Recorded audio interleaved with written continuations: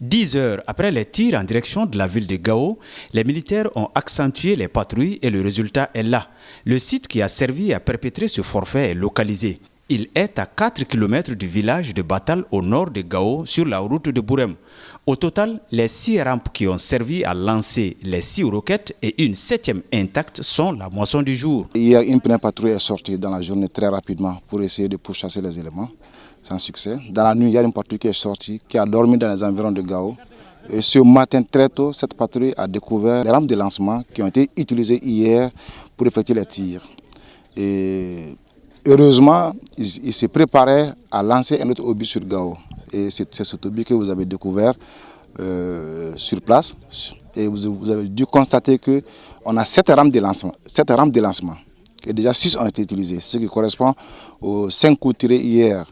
Et le 6e coup qui allait direct le fleuve, donc 6 coups, et le 7e qui s'est préparé à lancer sur Gao. Cette belle moisson est une victoire sur les terroristes enregistrée grâce à la vigilance des forces armées et à la collaboration de la population.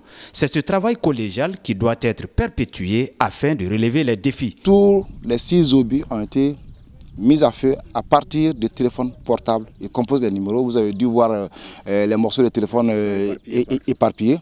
L'obus qu'on vient juste de désamorcer, vous avez vu que c'est déjà connecté à un téléphone. Donc ça, c'est le système de mise à feu. Il s'agit de renforcer le système de renseignement, rechercher activement le renseignement. Et ce renseignement, on ne pourra avoir les vrais renseignements tant que la population ne nous aide pas.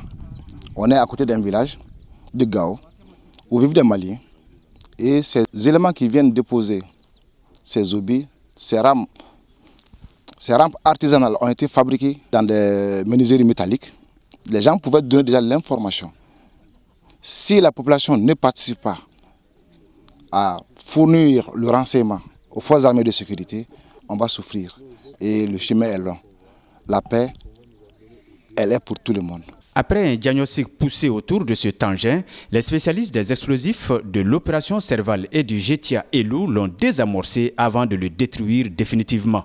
Nous avons proposé de collaborer activement avec les EOD maliens pour reconnaître la zone de lancement et puis procéder ultérieurement à une destruction.